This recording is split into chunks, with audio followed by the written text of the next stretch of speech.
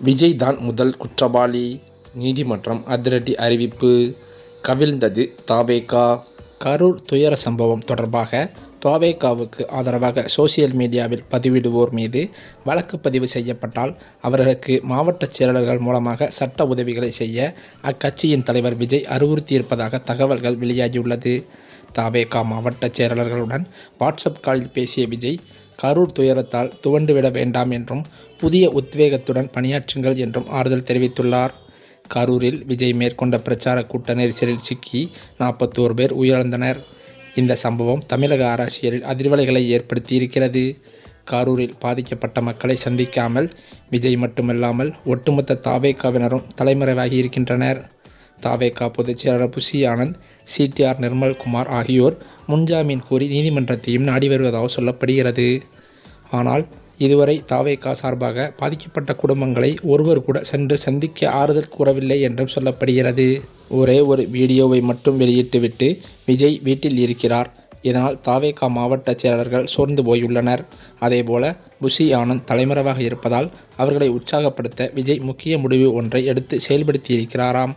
தவேகா மாவட்ட செயலாளர்களுடன் வாட்ஸ்அப் காலில் பேசிய விஜய், அந்த உரையாடலின் போது விஜய் கரூர் செல்ல வேண்டும் என்பதில் உறுதியாக இருக்கிறேன் என்று கூறியிருப்பதாக தகவல்கள் வெளியாகியுள்ளது. அதற்கான ஏற்பாடுகளை தவேகா நிர்வாகிகள் மேற்கொள்ளவும் அறிவுறுத்தியிருக்கிறாராம். அது மட்டுமல்லாமல் தவேகாவின் அடுத்த கட்ட செயல்பாடுகளுக்காக 20 பேர் கொண்ட குழு ஒன்று அமைக்கப்பட்டுள்ளதாம். அதேபோல பார்த்தால் மாவட்ட செயலர்களிடம் விஜய் பேசுகையில், கரூர் துயரத்தால் துவண்டுவிட வேண்டாம், புதிய உத்வேகத்துடன் பணியாற்றுங்கள் என்றும் ஆறுதல் தெரிவித்துள்ளார். அதேபோல சோசியல் மீடியாவில் தவேகாவுக்கு ஆதரவாக பதிவிடுவோர் மீது நடவடிக்கை எடுக்கப்பட்டால் அவர்களுக்கு சட்ட உதவிகளை மாவட்ட செயலாளர்கள் மூலமாகவும் வழக்கறிஞர் அடி மூலமாகவும் செய்ய அறிவுறுத்தியிருக்கிறார். இந்த விஜயின் செயல்பாடின் காரணத்தினால் தவேகா மாவட்ட நிர்வாகிகள் மத்தியில் ஓரளவிற்கு மனது ஆறுதல் பட்டுள்ளது.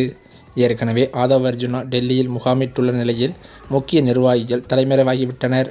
இதனால் மாவட்ட செயலாளர்கள் அடுத்ததாக என்ன செய்ய வேண்டும் என்பது புரியாமல் தவித்து வருவதாக சொல்லப்படுகிறது.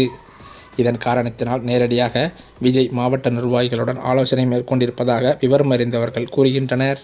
இந்த சூழ்நிலையில்தான் இந்த கரூர் சம்பவத்திற்கு பிறகு தவேகா கட்சியின் பொதுச் செயலாளரான புஷி ஆனந்த் தலைமறைவாக இருக்கிறார். தற்போது இவருடைய முன்ஜாமீனும் தள்ளுபடி செய்யப்பட்டுள்ள நிலையில் இவரை தனிப்படை அதிகாரிகள் தீவிரமாக தேடி வருகிறார்கள் என்ற தகவல் வெளியாகியுள்ளது. இந்த சூழ்நிலையில்தான் தமிழக வெற்றிக் கழகத்தின் தலைவரான விஜய் தனது 2ஆம் கட்ட தலைவர்கள் அனைவருமே காவல்துறைக்கு பயந்து தலைமறைவாகி இருக்கும் இந்த நிலையில் தனக்கு ஆதரவாக யாரும் இல்லை என்று தமிழக வெற்றிக் கழகத்தை கலைப்பதற்காக தனது ஆதரவாளர்களுடன் ஆலோசனை நடத்தி வருவதாக தகவல்கள் வெளியாகியுள்ளது. இந்த சூழ்நிலையில்தான் இந்த சம்பவத்திற்கு பிறகு விஜய் மீதுதான் அதிக குற்றச்சாட்டுகள் வைக்கப்பட்டு வருகிறது.